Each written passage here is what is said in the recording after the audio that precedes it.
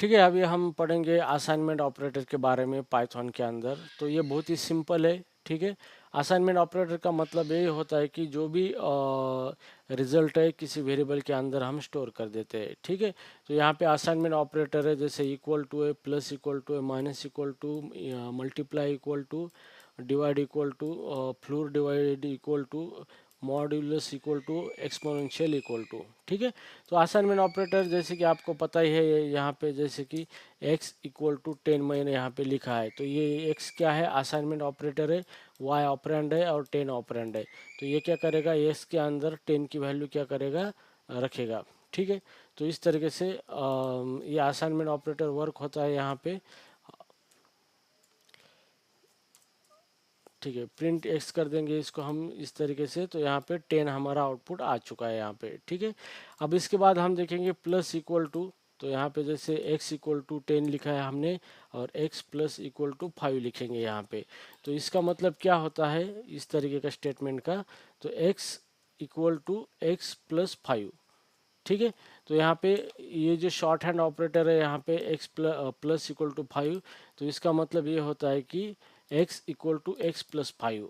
ठीक है, तो ये जो स्टेटमेंट है इसका हम एक्सपांशन करेंगे, तो एक्स प्लस इक्वल टू 5 का है, तो इसका हम x equal to x plus 5 कर देंगे यहाँ पे। ठीक है, तो इस तरीके से ये क्या करेगा, x की वैल्यू के अंदर x की वैल्यू प्लस 5 करेगा और रिजल्ट x के अंदर ही रखेगा, और प्रिंट होगा यहाँ पे 15 यहाँ पे। तो आउटपुट में जाएंगे हम, तो यहाँ पे देखो 15 हमारा आ चुका है। ठीक है, तो ये असाइनमेंट ऑपरेटर जो ऑपरेटर है, ये क्या करेगा, जो भी रिजल्ट है वो उसका प्लस एडिशन करेगा और उसको वेरिएबल के अंदर रखेगा। तो सिंपली इसका एक्सपेंशन है, तो इस तरीके से ये काम करता है। ठीक है, अभी यहाँ पे देखेंगे माइनस, सेम माइनस भी इस तरीके से काम करेगा यहाँ पे।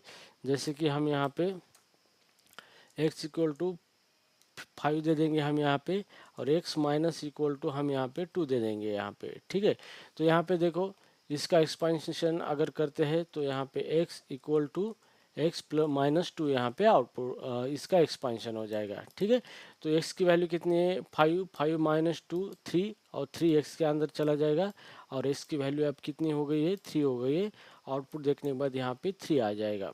ठीक है, तो सेम इसी तरीके से अभी हम देखेंगे मल्टीप्लिकेशन एंड असाइनमेंट। यहाँ पे x इज इक्वल टू 10 कर देंगे हम यहाँ पे, और यहाँ पे दे देंगे x मल्टीप्लाई इक्वल टू 2 कर देंगे हम यहाँ पे, और प्रिंट कर देंगे यहाँ पे। ठीक है, तो जैसे भी ये करेंगे तो इसका एक्सपांशन सेम होगा यहाँ पे।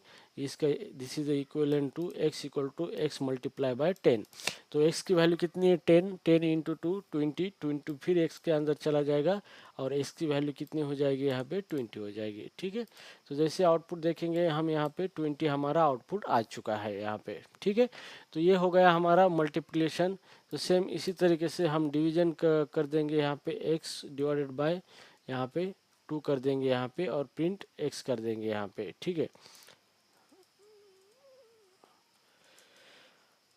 तो सेम इसका एक्सपांशन इस तरीके से होगा, x equal to x divided by 2 होगा। ओके, तो x की वैल्यू कितनी है, 10, 10 डिवाइडेड बाय 2 5 आ जाएगा, 5 इसके अंदर चला जाएगा, और x की वैल्यू क्या होगी, 5 हो जाएगी यहाँ पे। तो इस तरीके से यहाँ पे तो x की वैल्यू 5 आ गई यहाँ पे। ठीक है, अब हम यहाँ पे सेम इसी तरीके से x फ्लोर इक्वल टू 3 कर देंगे यहाँ पे। ठीक है, तो x फ्लोर डिवाइड बाय 3 कर देंगे, तो सेम इसका एक ये होगा, this is equivalent to x equal to x floor divided by 3 यहाँ पे। तो इस तरीके से क्या होगा, इसका आउटपुट 3 आ जाएगा। ठीक है, तो x की वैल्यू कितनी है, 10, 10 डिवाइडेड बाय 3, तो फ्लोर करने के बाद आउटपुट 3 आ जाएगा, 3 x के अंदर चला जाएगा, और आउटपुट 3 आएगा अगर x को हम प्रिंट कर देते हैं यहाँ पे। तो इस तरीके से यहाँ पे x की वैल्यू 3 आ चुकी है यहाँ पे। ठीक है, ना इसके बाद है यहाँ पे मॉडुलस ऑपरेटर है यहाँ पे सेम। तो मॉडुलस ऑपरेटर भी सेम वर्क होगा, जैसे कि x mod is equal to 3 कर देंगे हम यहाँ पे। ठीक है, तो